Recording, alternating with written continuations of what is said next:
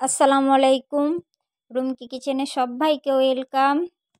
কেমন আছেন সবাই? আবারও দেখা হলো নতুন একটা রেসিপি নিয়ে।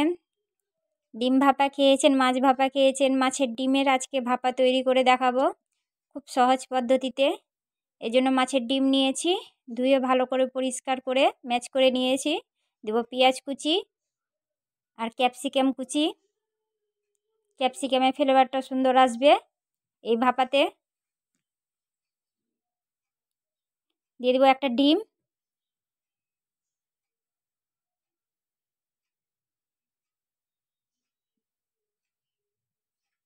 পরিমাণ মতন লবণ,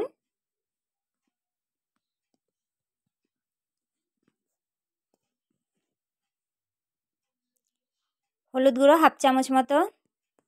এইভাবে ডিম ভাপা করে দেখবেন, মাছের ডিমের খেতে দুর্দান্ত হয়। এই একটা রেসিপি দিয়ে 1 প্লেট ভাত খাওয়া হবে। ভালো করে সব মিক্স করে নিচ্ছি।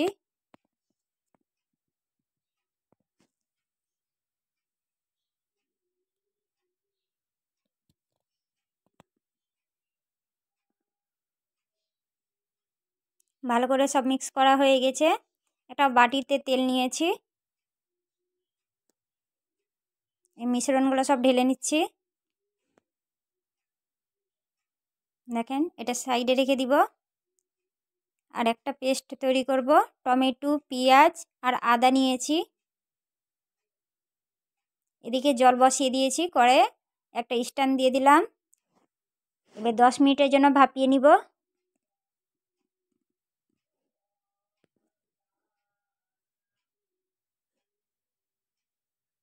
দেখেন ভাপানো হয়ে গেছে আর খুব সুন্দর হয়েছে।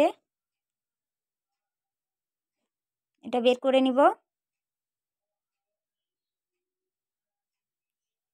আমি বাটি থেকে বের করে নিয়েছি। গরম আছে, আমি ছোট ছোট টুকরো করে নিব।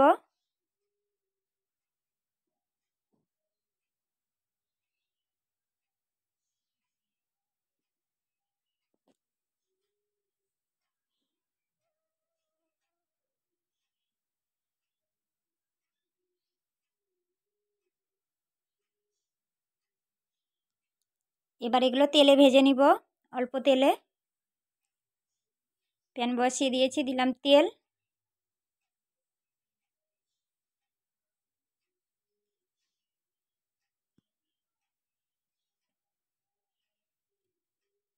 খুব বেশি লাল করব না, হালকা করে ভাজবো। এটা আমার ভাজা হয়ে গেছে।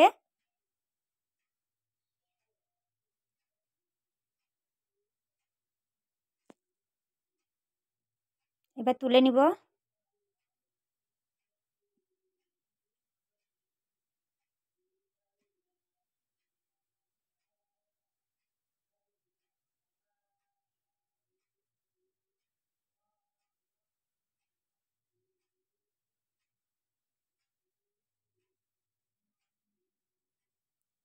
ওই তেলে আলুটা ভেজে নিব।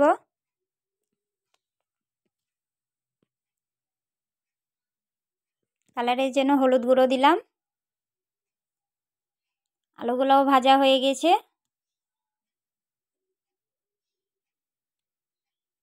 ফোড়ন দিব জিরে হাফ চামচ মতো, তেজপাতা,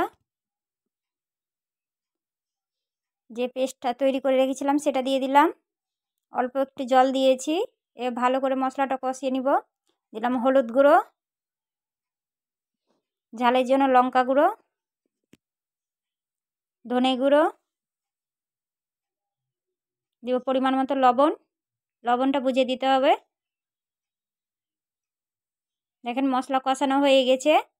এবার ভেজে রাখা আলুগুলো দিয়ে দিব। আবারও ভালো করে কষে নিব। কষানো হয়ে গেছে, এবার জল দিয়ে দিলাম। পরিমাণ মতন জল দিয়েছি। বলক চলে এসছে। এবার ডিমগুলো ভেজে রেখেছিলাম সেটা দিয়ে দিলাম।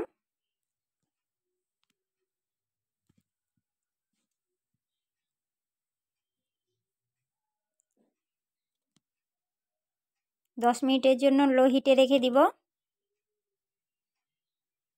প্রায় রান্নাটা শেষের পথে। উপর থেকে ধনেপাতা কুচি দিয়ে দিলাম।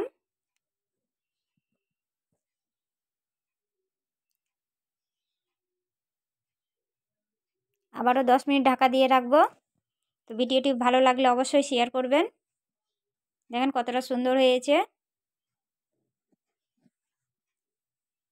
তো আজকের ভিডিও এই পর্যন্ত। সবাই ভালো থাকবেন, সুস্থ থাকবেন।